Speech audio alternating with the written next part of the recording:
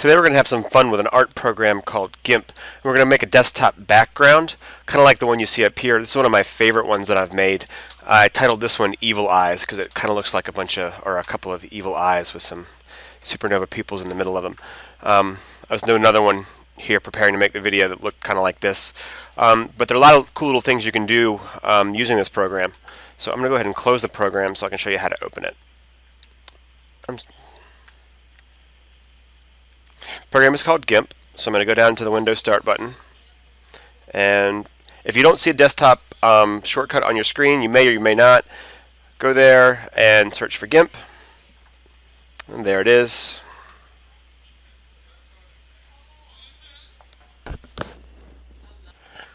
When it opens, you'll probably see something like this. You have hopefully three windows. You have the toolbox, the layers, and sort of the main window. If you don't have the layers or the toolbox, it's really easy to get them back. You go to Windows, recently closed docs. If the layers one was closed, for example, I can go to Windows, recently closed, and it should be right there. If the toolbox is gone, Windows, new toolbox right there. What would be a lot easier, however, if I went to Windows and did single window mode. So now I have all three together in one window. They're connected, and it makes it a lot easier to work with. And I'm going to go ahead, and one thing important down here is the tool options. So I'm actually going to take them and put them right, if it'll let me. Should be right down there. Doesn't want to dock, so I'll just leave it right there for the moment. So here we are. Drop the tool options down here, just like I said. So we're ready to go. The problem is right now in the main screen window here, there's nothing to work with. I don't have a sort of blank canvas to work with. So I need to go up to File and do New. And let's go ahead and make it a little bit bigger. Let's make it 1200 by 800. Press OK. And here you go. Now we have a canvas that we can work with. So the first thing I'm going to do is I'm going to take my paint bucket and I'm going to paint this. We're already on black here, so I can take my paint bucket. We're on black, so I can click here and have a black background. The way that graphics programs like Gimp work is they have layers, and layers stack on top of each other. Now right now I only have one layer and it's a black background. But if I put anything else on top of that, I'll be able to see it. If I put the black layer on top of them, I won't see anything because I can't see through the black background. What you need to know about layers right now is that for everything that you add to the page, it should be on its own layer. So I'm going to go ahead and add a new layer. This button down here. And I want to make sure that it says transparency. Now you see I have this new layer. It's on top of the black layer. That's what I want. I can move them around by, actually I use the arrows down here to move them around. The gray and dark gray checkerboard pattern means there's nothing there. It's transparent, which is different from being white. There's actually nothing there. It's like a clear film. And what I'm going to do is I'm going to start working in the filters menu. This is where we're going to spend most of our time for this project. And there's lots of different kinds of filters. But I'm going to start here in the render window. And there's lots of things I can render. Let's try a few of them out. Let's do the lava. So I'm going to render some lava. You notice actually the lava menu is down here. It's sort of blinking, so I'm going to click to bring it to the front. And all of these different filters will have different settings that you can play with. So I might decide I want this to be really rough. I might bump this up, and press OK.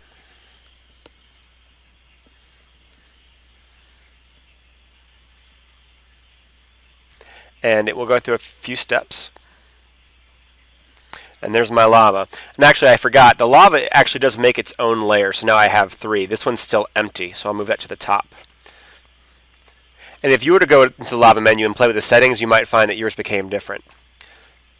If I go back to render, I have, let's see, let me go into, line node was always kind of fun. You can play with the settings again, but press OK. And some of them take a few minutes to go through. It's a little slower on my screen because I'm recording, and recording always slows down my computer. Alright, so that didn't quite have the effect I thought it was going to have. It might not be too late to save it, so let me try a couple of things. I'm going to go up to Colors. I'm going to make sure I'm on that layer. Colors, Colorize, and you'll see I can play with the colors and the saturation and the lightness, and now you can see what the actual lines really did. So that's kind of nice looking. It's kind of interesting. Maybe I'll actually... That hue is kind of weird though. Let me see if I can get it better. Yeah, maybe a little bit more red to go along with the lava. Something like that. And so I'm going to continue to add things, each one on their own layer. So this was the line nova. That's the lava layer. That's the background. Let me tell you what I was talking about before. If I take this black background and begin to move it forward, now I can't see anything because you can't see through the black background to what's underneath. So that needs to be all the way on the bottom so I can see these things on top of it. So I still have this layer number 1. I'm going to go ahead and go to Filters, Render, and I'm going to do Nature and Flame. And this one there are a lot of options for. I'm going to go to Edit, and I can do any one of these, and it always changes. I like hyperbolic. And when you start to see one you like, you click on it to make it more like that. When you really get the way you want it, you press OK. That's what it's going to draw. I'm going to press OK, and it's drawing it. Kind of hard to see. I'm going to call this layer the flame layer, and if I click on that and go to Colors and Colorize, once again I can change the color of that thing in the background and make it more or less light or dark, whatever I want really. And if we go back to the one I made with the evil eyes, is actually using some of those flames to create that pattern. So I've added more and more things here, all on their own layer. Now the reason why I put it all on its own layer is I was able to change the color of the flame without changing anything else. If they were all on the same layer, I couldn't do that. If I changed one, I'd change them all. It also allows me to come over here and go to the Move button, and I can move one layer or another layer. Right now I'm moving the lava layer. If I want to move the flame layer, I can move it around without moving anything else. That's some of the reasons why you have different layers. Just a couple more things I want to show you. We're going to go to Light and Shadow. Always has some neat ones, in particular Supernova. And this creates a little sort of starburst pattern, which can be any color you want.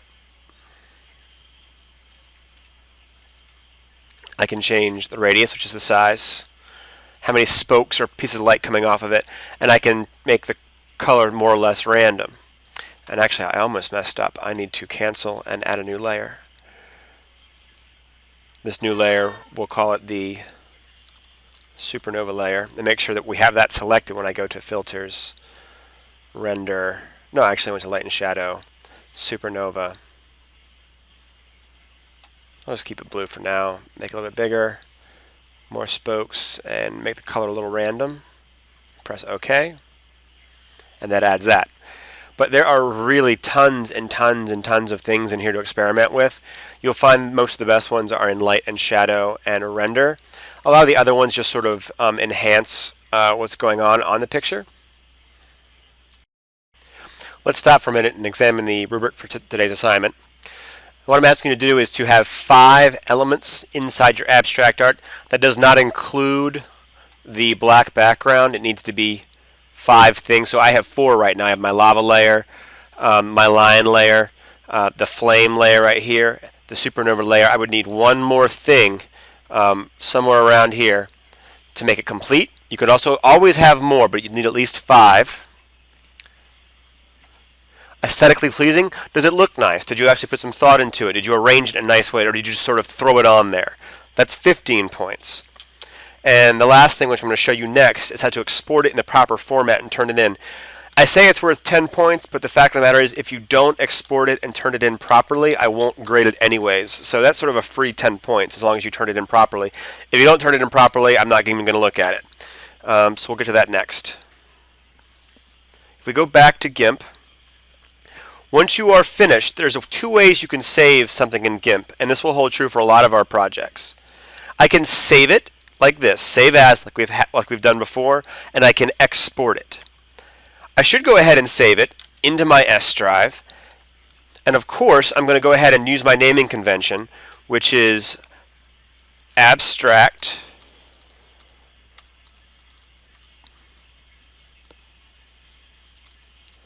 underscore art for the assignment, and my last name Eames. Abstract art Eames, I'm telling you what it is and who it is, and it's going to save it as an XCF file. That is a Gimp file. Only Gimp knows what an XCF file is. Now what happens is if I save this, right now it's in my documents, I should put it in my S drive, in my tech folder. I save it. And now I'm going to close Gimp out completely. And I'm going to navigate to my S drive.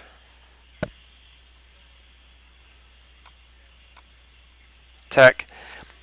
And if I open this back up, Gimp will reopen, and all of my layers and everything I'm doing inside of Gimp will still be there. I can continue to work on this assignment like I had never left. So if you were out of time, you can always go back and work on it. The other option, which is what you will turn in, is to export it. So I'm going to go export to. Once again, I'm going to go back to my tech folder. Same name, but this is a PNG file. This is just a picture, as if you were just opening a picture of the work, and I export it. And you can just leave these all the same and press export. And once again, I'm going to close Gimp.